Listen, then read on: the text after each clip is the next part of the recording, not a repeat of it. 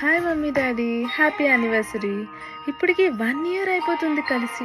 Last year November 24 మీ marriage యానివర్సరీకి అమ్మమ్మ ఇంట్లో చిన్నగా సెలబ్రేట్ చేశాం.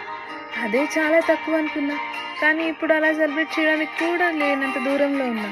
బట్ మీకోసం ఒక్క చిన్న సాంగ్ రాసా, అది వింటారా?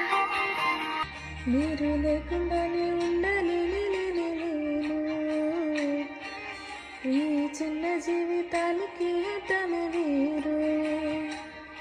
ఎంత కాలాలిలా దూరాలలో వడిలో ఇలా వాలాలిగా. హో కే హో